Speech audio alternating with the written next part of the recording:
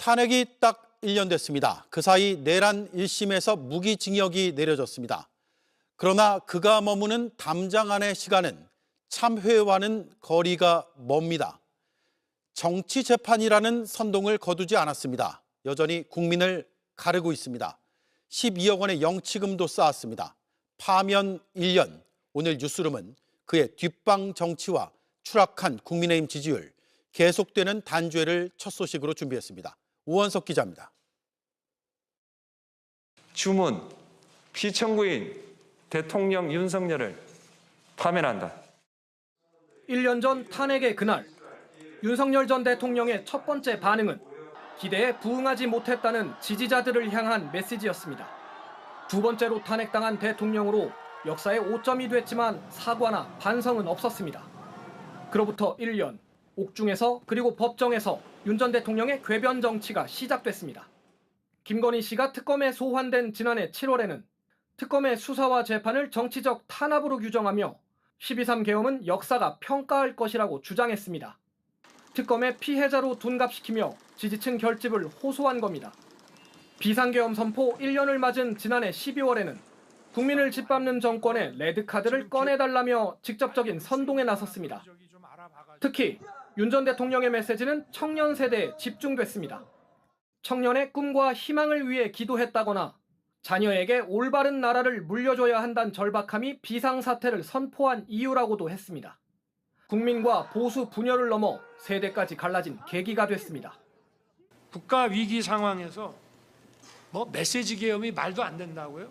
그러면 국민 깨우는 거 말고 다른 할 게 뭐 있습니까? 결심 공판에서마저 반성하지 않은 윤 전 대통령은 1심에서 무기징역을 선고받았습니다. 사법부 비판에 몰두하며 국민을 가르고 지지층을 모으는 동안 윤 전 대통령 앞으로 쌓인 영치금은 대통령 연봉의 5배에 가까운 12억 4천만 원에 봤습니다. 당시 4월 4일 모두 기억하시죠? 이게 우신 네. 분도 있고. 왜냐하면 우리가 이 헌재의 판결을 엄청 기다렸거든요. 네. 근데 진짜 간만에 나온 탄핵 이 판결. 기억나세요? 네, 기억나죠. 한 2, 3주 전부터 5대 3이다, 4대 4다, 왜 이렇게 안 하는 거냐, 이게 되는 거냐, 이러다 안 되는 거 아니냐, 이런 얘기를 해서 저도 그날 이제 편집국에서 테레비 앞에 모여서 그죠. 다 봤던 기억이 납니다. 네. 예. 굉장히 좀, 그 12.3 비상계엄 이후에 체증이라고 해야 될까요? 울분이라고 해야 될까요? 그러니까 뭔가 답답한 상황이 계속 이어졌잖아요. 윤석열이 아직도 태도 변화가 없는 거고, 그때는 더 그랬으니까 이제 그거를 좀 이제 내려가게 만드는, 가라앉히게 만드는 그때 이제 낭독을 들으면서 그래도 더디더라도 순리대로 간다. 그리고 이제 이런 것들을 좀 느꼈던 기억이 있습니다. 겨울 내내 사실 많은 국민들이 광화문 앞에서 키세스 이거 은박지 해가면서 탄핵만을 기다렸는데. 네, 맞습니다. 저도 그때 사실 방송을 많이 했었는데요. 아무래도 법률가 수요가 그때 많다 보니까 저도 사실 탄핵 선고를 할 때 방송 중이었습니다. 네, 해설을 하면서 봤는데 저는 탄핵 소추 처음 할 때부터 탄핵 심판을 쭉 바라보면서 이거는 8대 0이 될 수밖에 없다. 탄핵이 될 수밖에 없는데 많은 분들이 너무 걱정을 하시는 거예요. 그러다가 너무 늦어지니까. 갑자기 늦어지니까 막 5대 3 대드락설이 갑자기 대드락설이 있었죠 그때. 네, 유포되기 시작하고 하면서 저는 그 누가 만들었는지 그 5대 3설은 좀 얄밉더라고요. 굉장히. 근데 저는 하나도 믿겨지지 않았는데 그것 때문에 또 일부 지지층에서는 이거 다 믿을 수가 없다. 국무위원들을 총 탄핵해야 된다. 막 이런 맞아요. 무리한 주장까지 나오지 않았습니까? 근데 저는 법률가라 그런지 몰라도 아무리 생각해도 이거는 8대 0밖에는 답이 없는 거예요. 왜냐하면 저 스스로가 이제 저 스스로를 세뇌시켜 놓고 이걸 기각해야 돼라는 결정문을 써보려고 해도 써지지가 않는 거예요. 그 정도로 확실한 거였죠. 그렇기 때문에 저는 그냥 담담하게 그냥 그렇게까지 초조하진 않게 기다렸던 것 같고요. 그리고 나중에 일부 이견이 있었다든가 헌법재판관들 사이에 그런 얘기가 나오기도 했는데요. 저는 그럼에도 불구하고 8대 0이라는 것 자체는 바뀌지 않았다라고 생각을 합니다. 다만 절차적인 상황이라든가 일부 사안에 있어서의 보충 의견 정도 그런 거의 이견이었다고 저는 보고 처음부터 끝까지 8대 0은 바뀔 수가 없었다고 봅니다. 그리고 탄핵 사유가 5개예요. 5개인데 5개가 다 8대 0이었어요. 맞습니다. 근데 이건 40대 0인 겁니다. 네. 예. 그러니까 제가 보기에는 한 37 10대 3, 뭐 38대 2, 뭐 이런 거는 중간에 잠깐 있는 상황이었을 수도 있겠습니다만은 걱정할 필요가 없는 상황이었죠, 사실은. 예, 예. 이번에 딱 요 시기에 맞춰서 우리 한겨레가 네.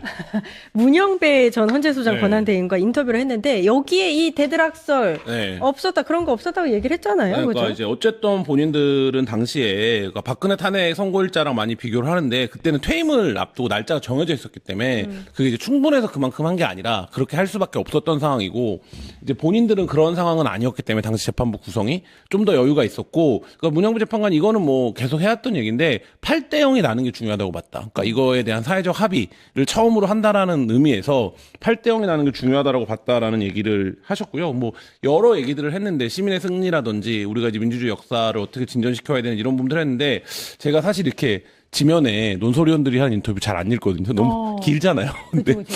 그래서 아침에 후딱후딱 넘기다 보면 안 읽는 경우들이 있는데 오늘 그 인터뷰는 오랜만에 뭐 꼼꼼하게 읽으면서 이렇게 말하는 어른이 있다. 뭐 이런 거를 좀 새삼 한번 다시 느꼈습니다.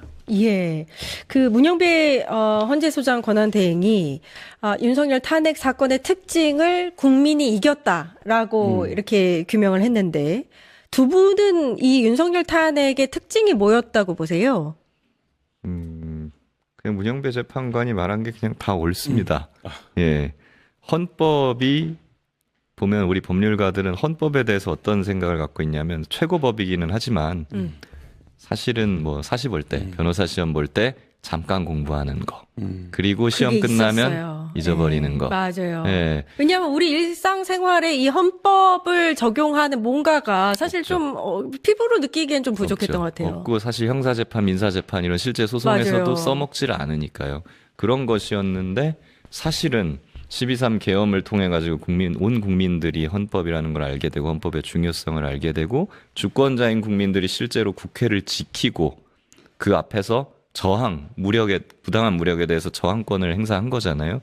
그렇기 때문에 어떻게 보면 그 헌법 조항 하나하나들이 그 탄핵의 시간 동안 다 살아서 움직인 거예요. 그걸 우리 국민들이 맞습니다. 체감한 것이죠. 네. 그걸 통해 가지고 이제 헌법이 국민들 앞에 들어왔다라고 판단을 하고 사실 뭐 거기에다가 조금 이건 작긴 하지만 2차적으로 이번에 재판소원 제도가 통과되면서 예. 그것도 우리 국민들이 헌법의 중요성을 알았기 때문에 헌법을 위반한 것은 법원의 재판이라도 취소될 수 있다라는 그렇죠. 것에 대해 많은 국민들이 또 호응해준 탓에 이것이 통과될 수 있었다고 저는 생각을 합니다. 예, 국가의 근간인 헌법의 중요성을 다시 한번 깨닫게 하는 또 계기가 됐다. 윤석열 탄핵의 특이점 또 우리 기자님께서 한번. 그러니까 전 세계적으로 친위 쿠데타가 실패한 역사가 사실 별로 없습니다. 그렇죠. 네, 예, 친위 쿠데타는 맞아요. 거의 성공을 하는 거예요. 그러니까 판결문에도 그게 있었어요. 네, 거의 그러니까 체제가 또 특히 더군다나 체제가 선진화될수록 그거에 취약할 수 있다는 점도 우리가 확인했던 거 아닙니까? 근데 이제 어쨌든 이 취약성을 당일에 신속하게 이제 국회 앞에 모였던 시민들이 극복했다는 점. 그게 어쨌든 세계 정치 역사에서 굉장히 중요한 분기점이 됐고 그래서 우리 그 당시에 이제 헌재 결정문이 어떻게 쓰여지느냐를 외국에 있는 법조인들이나 외신들도 굉장히 주목하고 있다. 이런 얘기들 많이 나왔었고 그 자체가 그 국가 운영체계나 통치체계에서 어떤 뭐 기념비적인 어떤 그 판결이 된 거죠. 그러니까 뭐 그런 면에서 굉장히 좀 훌륭했다고 보고 저는 근데 기자 입장에서 보면 12월 3일부터 4월 4일까지가 너무 길었고요. 그리고 작년 4월 4일부터 올해까지도 너무 긴 것 같아요. 그러니까 뭐 뒤에 1년은 좀 다른 측면에서 길지만 뭐 격변이 많았고, 근데 12월 3일 이후에 4월 4일까지 오는 기간 동안 너무 많은 일들과 너무 많은 막 뭐라 그럴까요? 진짜 뭐 이렇게 객관적 포지셔닝을 유지하기 어려운 상황들이 맞아요. 너무 많았고, 근데 이제 그럼에도 불구하고 어쨌든 그 모든 상황을 돌파해 간 게 아무것도 들지 않고 평화적으로 시위를 했던 시민들, 그다음에 그 마음들이었다는 점은 뭐 기자를 떠나서 공동체의 한 명으로서 굉장히 좀 감동적인 순간들이 많이 있었던 것 같습니다. 맞습니다. 제가 요즘 보면서 느끼고 있는 게 그 어떻게 보면 내란 청산이 지금도 완전히 되지 그러니까요. 못하고 있잖아요.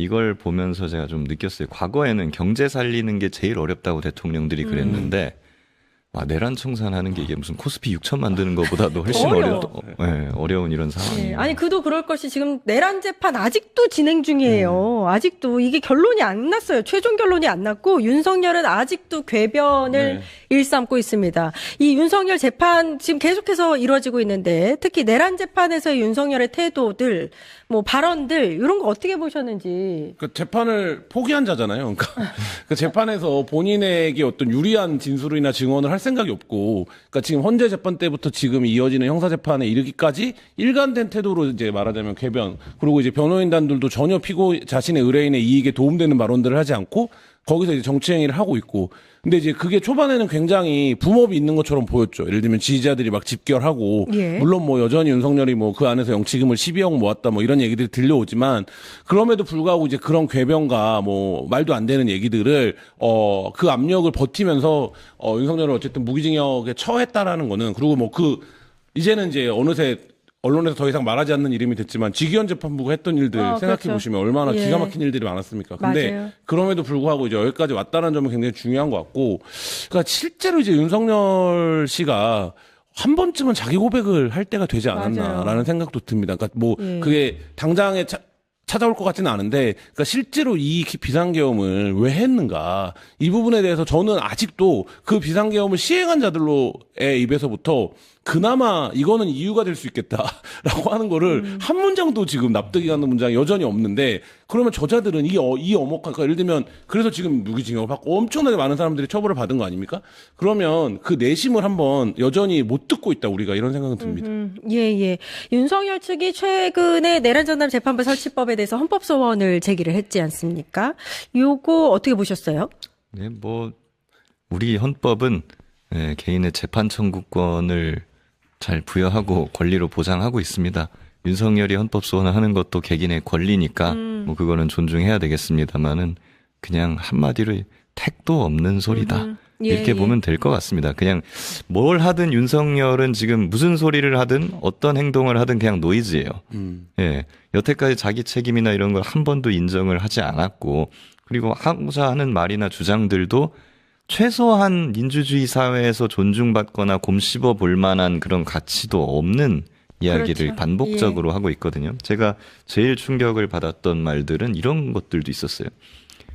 아니, 국무위원이라는 사람들이 계엄을 하는데 말리지도 않고. 그렇죠. 예. 말렸으면 내가 안 했을 거예요. 예. 그리고 나중에 이제 재판에서 뭐 이제 변명이나 이런 걸로 일관하는 모습도 참 기가 막혔습니다. 마지막에 본인이 바보라고 했잖아요. 내가 바보인데 어떻게, 이런 바보가. 바보가 어떻게 쿠데타를 하냐. 쿠데타를 할 정도면 눈치도 빨라야 되고 뭐 똑똑해야 되는데 난 지금 바보 아니냐, 이런 얘기를 하는데, 그러니까 이게 뭐 우리가 재벌 회장들이나 기존의 권력자들이 저는 진짜 하나도 몰랐어요 이렇게 해서 재판장에서 바보 전략을 쓰는 거를 봐왔지만 대통령으로서 내란 비상계엄을 일으켰던 자가 내가 바보다 이렇게 얘기하는 거 자체가 굉장한 코미디죠. 그러니까 그 코미디를 다 보고 있는 거죠. 예, 마지막으로 오늘 김규현 변호사님을 모셨으니까 오늘 그 국조특위에 박상용 검사 출석을 했더라고요. 근데 증인 선서를 거부했어요. 나오긴 나왔는데, 재작년부터 그 최혜병 사건 이후에 임성근 전 사단장이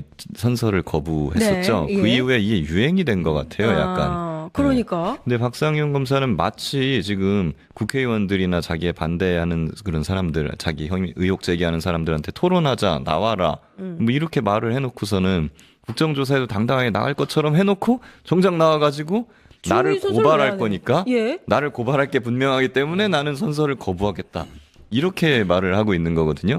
아니, 어떻게 법률가가 그런 말을 할 수가 있습니까? 사실 저도 청문회 증인을 여러 번 해봤어요. 최혜병 사건에서.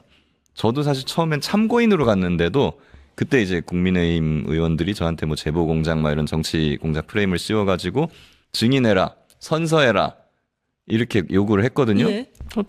그러세요 하고 당당하게 저 그냥 현장에서 선서하고 증인으로 바꿨거든요. 진실만을 말할 거니까 문제가 그렇죠. 되지 않으니까. 아무 문제가 없죠. 그리고 당연히 국민의힘 저 고발했습니다. 고발했는데 뭐 어차피 난 거짓을 말한 게 없기 때문에 아무 문제가 없었고 당연히 무혐의가 나왔어요. 박상용 검사도 지금 자기가 말하는 게 다 진실이고 자기 말이 맞으면 선서를 한들, 그래가지고 고발을 당한들 설령 무슨 문제가 됩니까? 어차피 다 무죄 나올 건데. 어차피 자기가 무죄 받으면 자기가 그 다음에 역공하면 되죠. 근데 이걸 못한다는 것은 본인도 쫄리는 것이죠. 그렇죠. 어차피 이게 무죄가 못 나올 거고 자기 말이 진실이 아니다라는 걸 자인하는 거라고밖에 지금 볼 수가 없습니다. 예. 정신적으로 약간 지금 아노미 상태가 온 것 같아요. 그러니까 본인이 어떤 그래요? 방식으로 방식으로 방어를 하고 오늘 7페이지짜리 입장문을 써왔다는 거 아닙니까? 그래서 선서 대신 그걸 읽으려고 했는데 서영교 위원장이 제지한 거거든요. 예, 제지한 거거든요. 예. 그러니까 이제 잘했습니다. 예, 그런 상황만 놓고 보더라도 그러니까 지금 어쨌든 자기 세계 안에서 자기가 하는 거짓말에 때론 자기도 믿음을 가지는 순간들이 오거든요. 너무 많은 프레스가 오면. 그러니까 이 세상이 다 내 얘기를 들어주는 것 같은 느낌을 받으면. 근데 지금 약간 뭐 그런 상태까지 가고 있는 게 아닌가라는 생각이 들고 오늘 뭐 추가로 공개된 녹취들이나 이런 거를 보면 어떤 개별적 부분에서 박상영 검사가 억울할 수 있고 박상영 검사의 말에 사실이 있을 수 있겠죠, 당연히. 근데 지금 전체적인 이 흐름이나 맥락에서는 박상영 검사의 주장이 판판이 기각되고 있는 거 아닙니까? 뭐 이런 상황들을 놓고 보면 본인이 그리고 이제 계속적으로 항변하고 싶은 거는 윗선이 있었다는 얘기를 막 본인이 방송 나오거나 이러면 계속 해요. 뭐 그다음에 이제 그 녹취에도 등장하지 않습니까? 윗선한테 물어보겠다 이런 표현들이.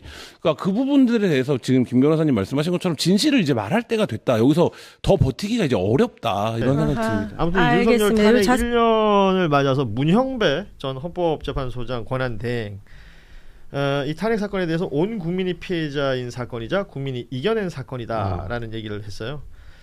그러면서 이제 직위원 재판부의 1심 그 무기징역 판단 관련해서는 2심에서 현명하게 판단할 것이다라고 말을 아끼긴 했지만 이 말은 했습니다. 대통령은 그냥 공무원이다. 공무원은 모든 헌법의 통제를 받아야 한다. 그것이 헌재 결정의 핵심이다. 이렇게 얘기를 했거든요. 이 발언에 대한 평가는 어떻습니까? 그러니까 문형배 전 권한대행께서 그러니까 사실은 굉장히 신중하신 분이고 예. 어디 자리 나가서도 관련해가지고 말을 굉장히 아끼시는 분이신 거잖아요. 근데 그러면서도 약간 이게 툭툭툭 가끔 나오시는 게 있으세요. 그런 게 대표들이 이런 거라 생각이 드는데, 그러니까 직위원 재판부에 대해서 본인도 헌법재판관 대행 그 어쨌든 소장 대행 출신인데 직접적으로 비판하는 건 상당히 부담스러울 수밖에 없어요. 또 그게 어떤 식으로 정치적으로 악용될지도 너무도 잘 알고 있을 거고 그러다 보니까 이 직위원 판사의 이제 1심 판결에 대해서 최대한 완곡하게 애둘러서 그래도 이런 부분은 법리에 있어서 조금 미진하지 않았느냐 정도의 뉘앙스를 풍긴 것 같아서 이 정도면은 한 말씀 하신 게 아닌가. 저는 어쨌든 이런 말씀 계속 해주시는 게 주기적으로 또 문형배 전 소장이 그렇다고 막 민주당이 막 우호적인 사람도 아니에요. 어떻게 보면 민주당에서도 할 말도 하고 오히려 또 그렇기 때문에 그런 균형감을 갖고 있는 분이기 때문에 이분의 말씀에 더 힘이 실 수 있는 부분이 생각이 들거든요. 그래서 저는 정파적으로 가나갈 문제는 아닌 것 같다. 이런 거 한마디 가지고 또 국민의힘에서 또 막 뭐라고 할지 모르겠습니다만은 그건 뭐 그들의 일 같아요. 그러니까 관성적 비평이죠. 그런 거 해야 되니까는. 그러니까 어쨌든 할 말씀 해주셔서 좀 다행이다 생각이 듭니다. 그러니까 국민 정서라는 것들이 어떤 형식으로든 형성이 되는데 우리가 이름 알고 어떤 그 사건의 국면에서 정확하게 그 중심에 계셨던 분들이 이렇게 한 문장으로 정리해 두는 걸 보면 뭐 기록용으로 굉장히 좋겠다. 그러니까 생각이 이게 들어요. 신문 기사를 쓰다 보면 이렇게 말 맛이 있는 사람들이 있는데 예. 저는 문형배 소장 보면서 약간 그런 느낌 받거든요. 그러니까 예를 들면 이게 이제 누가 하느냐에 따라서 무게감도 다르고 전달되는 것도 예. 다른데 그러니까 문형배 소장이 이런 말을 하는 게 이게 사실 뭐 이게 우리가 모르는 내용은 아니잖아요. 그렇죠. 모르는 내용은 아닌데 그 말을 하는 어떤 이제 품격이나 맛이 좀 느껴지는 언어들을 사용한다는 느낌이 있고, 그러니까.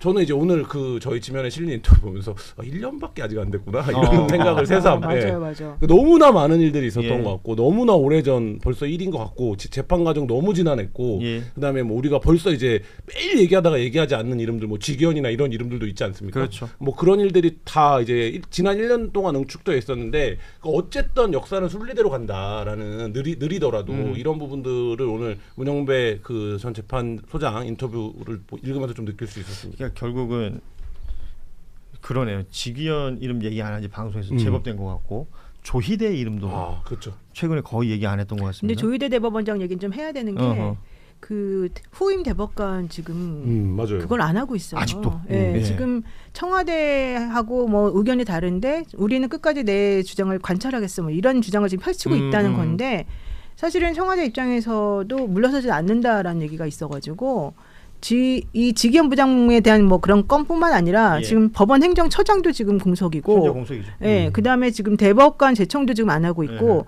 현실적으로 이걸 언제까지 사실은 이 조희대 대법원장이 이러고 있을 것인가? 그러니까 사법부 수뇌부가 지금 공백이다 이렇게 볼 수가 있는 건데 그러니까 본인 개인의 어떤 그 안위 이런 것들은 그것으로 지킬 수 있을지 모르겠으나 국가 사법 시스템 자체는 지금 구멍이 나 있는 상황인 그럼요. 거잖아요. 대법관 한 명이 있고 없고 지금 14명밖에 안 됐는데 그러니까 늘 뭐 일 많다고 그러면서 사람을 지금 안 뽑고 있다. 직무유기 아니냐라는 댓글이 지금 올라오는데 이런 부분들도 따질 건 따져야 된다고 봐요. 사실상 기싸움 말고는 해석이 잘 안 됩니다. 그러니까 그때 예전에 보도 나온 거 보게 되면은 청와대 쪽에서 원했던 1, 2순위랑 대법관, 그러니까 그 조희대 대법원장이 원했던 1, 2순위가 완전 달랐다. 완전 달라가지고 조금 타협 보려고 2순위 정도 이렇게 해보려고 했지만 청와대가 이제 워낙 상징성이 큰 첫 번째 이제 이재명 정부 첫 대법관 인사다 보니까 좀 강하게 이제 드라이브 거는 측면이 있는데 이걸 도저히 받아들일 수 없기 때문에 그냥 뭉갠다라는 거잖아요. 그래서 저는 만약에 정말로 이 조희대 대법원장이 봤을 때 필요한 대법관 인사라고 한다면, 그래서 이 사람이 꼭 됐다고 한다면은 그러면 밑에서 뭔가 조율을 하든 공론화를 시키든 진행이 되잖아요. 이게 뭔가 굴러가야 되잖아요. 이걸 어떻게든 하기 위해서. 근데 아무것도 하지 않고 에이 뭐 안 되면 말고 그냥 덮어두고 그냥 넘어 나야 몰라라 한다는 것 자체가 과연 사법부의 수장으로서 이게 올바른 책임과 행태인 거냐. 사람이 일을 되게 해야 되는 거잖아요. 그래서 뭘 하는지 모르겠어요. 예전에도 말씀 많이 하셨는데 이제 대법관들 수 늘린다라는 얘기 있을 때 그 상고기각이라고 하나요? 심리 불속행 기각. 심리 불속행 기각. 올라가는데 보지도 않고 그냥 끝나는 거. 그러면 그 한 사람의 인생에 있어서 중요한 재판을 그렇게 끌고 올라가서 대법원까지 갔는데 쳐다도 안 보고 그냥 없어져 버린다. 이런 것들에 대한 비판을 얘기했을 때 대법관들이 맨날 했던 얘기가 일이 많다는 거였어요. 근데 그 지금 대법관이 뻥뻥 비어 있는데 지금을 임명을 안 하고 있다. 뭘로 설명할 거냐고. 이게 조희대 대법원장은 지금 이게 역사의 죄를 짓는 것이다 이런 생각도 들어요 저는.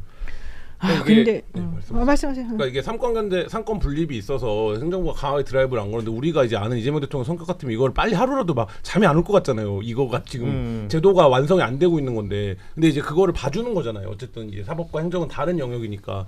근데 이제 이런 식으로 말하자면 뭐 일종의 사보타지를 해버리면 방법이 사실 없다라는 게 지난번에도 그러니까 사법 관련된 논의들을 할 때 드러났던 부분이잖아요. 그러면 사법을 당장에 이제 지금 민주당을 중심으로 해서 입법 개혁 과제들이 있는 거고, 근데 실제로 그러니까 보다 근본적인 차원에서는 사법은 사법 권력은 사법 엘리트는 어떻게 통제되는 것인가? 그러면 사회적으로 전 이 질문이 이제 해야 될 때라고 봐요. 그러니까 예전처럼 정말 소수의 엘리트들이 공부를 열심히 하고 사회제도나 정치나 철학이나 법에 대한 이해가 높은 소수들이 모든 것을 다 규범화하고 처벌하고 뭐 이런 시대 관습과 제도나 인정해서 우리가 여전히 좀 머물러 있는 게 아닌가. 그러니까 오늘 문영배 소장도 그 얘기 한 거잖아요. 그 대통령 그냥 공무원이다. 예.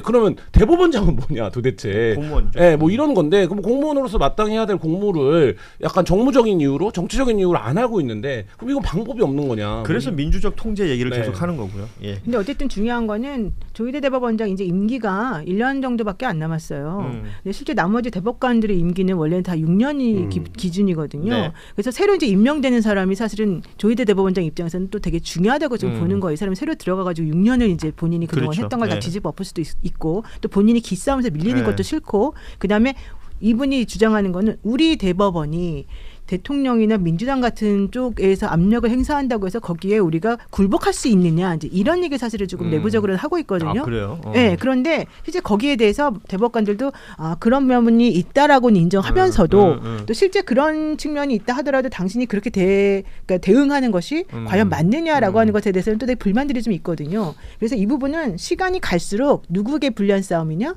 조희대 대법원장에게 불리한 싸움이 될 수밖에 없다. 그래요. 이런 와중에 앞서 그 내란 1년, 그러니까 윤석열 탄핵 1년 얘기를 했었는데 내란의 가담 연루자들 재판도 계속 진행 중이죠. 이상민 전 행안부 장관. 여기도 대단해. 여기도 증인 선서. 여기 증인 선서를 상습적으로 거부하시는 분이라서 이번에도 그 박성재 전 장관 그 재판에 증인으로 나와서 증인 선서를 또 거부했다고 합니다. 이진관 판사가 박성재 전 장관 재판을 지금 진행하고 있지 않습니까? 지난번에도 한덕수 재판인가 거기서도 증인 선서 거부했잖아요. 네. 그래서 그때도 과태료 처분을 했었는데 이번에도 선서 거부 자체를 정당한 걸로 보지 않는다면서 과태료 50만 원을 또 부과했어요. 이 사람은 계속 그냥 이상민 전 장관은 계속 이 태도로 갈 건가 봐요. 그러니까 이제 협조하지 않겠다라는 뜻을 분명히 하고 있는 거고, 그러니까 지금 이들의 변호인단이 계속 이진관 재판부 자체가 정치적이다라고 비난하고 있는 거 아닙니까? 계속 그 얘기죠. 그러니까 그 얘기를 하고 있으니까 나는 협조하지 않겠다라는 걸 하는 거고, 그러니까 이런 거 볼 때마다 저는 과태료를 소득연동제로 가는 게 맞다. 그러니까 이거를 50만 원 부과하니까 사실 뭐 이상민 입장에서 집에 뭐 빈백에 뭐 8억씩 20억씩 이렇게 넣어놓고 있는 분이라고 하니까 뭐 50만 원 정도 하는데 이런 거는 소득연동제로, 그러니까 예를 들면 사법제도 자체 저항하는 거 아닙니까? 그렇죠. 그러면 특정한 영역에서의 어떤 그런 거부행위는 강하게 예를 들면 뭐 인신으로 의뢰할 수 없다고 하더라도 이런 거는 보다 강하게 그 금융치료를 해주는 게 맞지 않나. 금융치료. 그러니까 소득이 연동시킨다면 이제 뭐 자기 재산의 뭐 몇 프로 뭐 이런 식이죠. 그러니까 왜 사법제도 자체를 이렇게 저항하는데 저항해도 50만 원이네? 뭐 그러니까 물론 그러니까 싸게 맥힌다. 네, 이렇게 일반인들은 이렇게 못하죠 당연히. 그러니까. 못하는데 이 자체를 본인의 정치적인 의사를 표현하는 행위로 선택하는 거 아닙니까? 그러면 그 선택에 걸맞는 말하자면 상응하는 책임을 부과해 주는 게 맞지 않나라는 생각이 그러니까 이 사람은 여기다 사실은 괘씸죄가 더 더해져야 되는 게 그러니까 한 나라의 장관이었던 것도 있지만 그렇죠. 판사 출신 아니에요. 한국 행정심판원 원장이었어요. 그러니까요. 네. 진짜 아는 게 많다. 대한민국의 모든 행정심판을 관장하시던 적이 있다고요. 아유, 찐 참. 엄마님께서 김환 잘하네,라고 해주셨습니다. 자, 아까 뭐라고요? 윤석열 뭐라고요? 윤대환? 완성열. 완성열. 네. 완성열 대완고래. 네. 자 그리고 김건희 특검에서 수사했던 내용들 보다 보면 이제 김건희에게 면죄부를 줬던 검사들 얘기를 안 할 수가 없는데 2차 종합특검은 지금 윤석열, 김건희, 박성재를 아예 피의자로 적시를 했다는 겁니다. 지금 이 내용들 계속해서 들여다보고 있다라는 건데 글쎄요 제일 윗선으로 보고 가고 있는 것이고 네. 이 수사팀은 특히나 검사가 없는 검사나 검사 출신이 없는 수사팀이라서 뭐 대검, 중앙지검 압수수색하면서부터 지금 계속 얘기 나오고 있는 것인데 글쎄 뭐 피의자 적시했다고 해서 뭐 끝나는 건 아닙니다만 과거에 그 3대 특검이 다 하지 못했던 특히 김건희 특검이 다 하지 못했던 사건들이라고 하니까 뭐 이 정도 속도면 괜찮은 것인지 그리고 향후 어떤 뭐랄까요 전망 이런 것들 좀 어떻게 보고 계신지 궁금합니다. 그러니까 1차 특검 때도 저는 초반에는 속도가 나쁘지 않다라고 네. 그냥 뭐 취재하는 입장에서 봤었는데 결과적으로 우리가 약간 용두사미로 끝났잖아요. 그러니까 사실 이게 몇 년 굉장히 오랫동안 검찰에서 묵혀뒀던 사건이고 굉장히 마지막에 이제 급하게 5월 달부터 한 4, 5개월 사이에 처리를 해버린 그렇죠. 사건인데 네. 그러고 나서도 지금 한 3년여 이상 거의 네. 시간이 흐른 거 아닙니까? 근데 지금 이제 압수수색을 하는 게 증거를 확보하는 차원에서 어떤 실효성이 있는가 이 생각은 일단 시간이 드는데 너무 지나버렸으니까. 드는데 그럼에도 불구하고 1차 특검에서는 하지 못했던 중앙지검과 그 대검에 대한 압수수색을 했다라는 면에서 수사 의지는 평가를 분명히 해줘야 될 것 같고, 그러니까 이 사건의 예를 들면 불상의 방법이라는 게 그런 건데 박성재가 그러니까 말하자면 증거를 남기는 방식으로 뭔가를 지휘하진 않았겠죠, 당연히. 예? 그러니까 예를 들면 그러면 그 부분에 대해서 증언이라든지 아니면 뭔가를 확보할 수 있어야 되는데 거기까지 지금 접근이 될 거냐 이건 또 좀 지켜봐야 되는 문제긴 한데 어쨌든 1차 특검에서 문제를 삼지 않았던 이 수사 과정이 무마가 되는 과정에서 대검과 중앙지검이 조직적으로 비호가 있었다. 박성재 법무부 장관이 여기 연루됐다. 개입되어 있다. 이 점을 문제의식으로 갖고 지금 하고 있다는 점에서는 좀 지켜봐야 될 것 같습니다. 아니 그 우리 노레스트 건프는 관련된 거 좀 들으신 거 없으세요? 이 불상의 방법 아시는 거 아니에요? 난 이런 말들이 그 법에서는 쓰는 말 같은데 참 허망한 방법이에요. 이거 뭐든 다 된다는 얘기도 하잖아요. 저는 여기는 대해서 노코멘트 합니다. 뭐 있다. 있어. 있네. 있어. 또 이래놓고 또 뉴스 공장 가서 얘기하는 거 아니에요? 그럼 나 속상해. 절대 안 할게요. 예. 절대 안 할게요, 진짜로. 예. 한국 사회에 뭐가 궁금하거든 고개를 들어 노레스 검. 그렇죠. 고개를 들어 노레스 검. 이분은 모르는 게 없습니다. 여러분 저 일산의 터널 라이트라고 아세요? 저희끼리 얘기하다 과거 본인 연수원 시절부터 그래서 우리는 터널라이트까지만 얘기했는데 이분은 샴푸도 아시죠? 네. 예, 아무튼 자 노영 변호사를 통해서 마이크 꺼진 다음에 좀 얘기 듣도록 하고 곽우신 기자는 혹시 뭐 2차 종합특검 관련해서 뭐 더 듣고 있는 건 없습니까? 그러니까 사실 1차 특검이 그 세 특검이 모두 각각의 한계와 성과들이 분명히 있었잖아요. 근데 그거 평가를 할 때 김건희 특검에 대한 아쉬운 얘기가 가장 많이 나왔던 거를 기억을 하실 겁니다.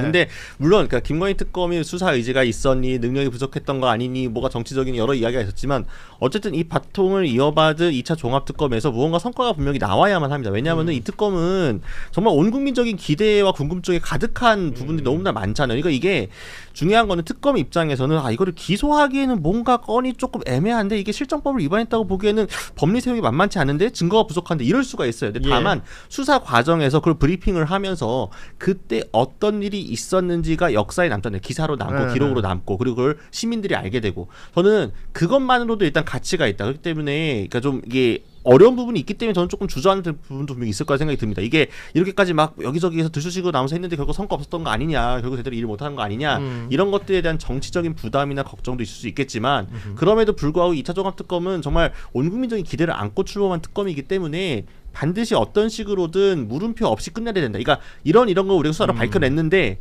이런 것 때문에 기소는 못하지만 증거 기록을 남긴다 이런 분들은 있어야 되거든요. 저는 예. 훗날의 역사가 평가할 만한 특검으로 꼭 남기를 바랍니다. 이번 2차 특검이 원래 처음에 수사할 수 있는 인력이 매우 모자랐고 검사들이 많이 안 그렇죠. 갔고 예. 그다음에 또 검사를 배제해야지만 또 되는 그런 수사 부분이 있어가지고 사실은 조금 초창기 때 되게 인적 네트워크랑 이 인력 때문에 많이 힘들었거든요.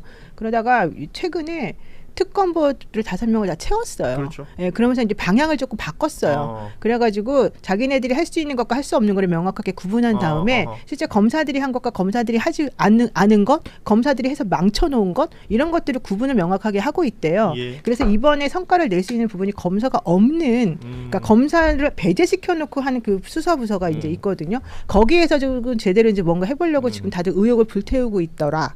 여기까지. 라까지. 있더라. 예. 라 좋다.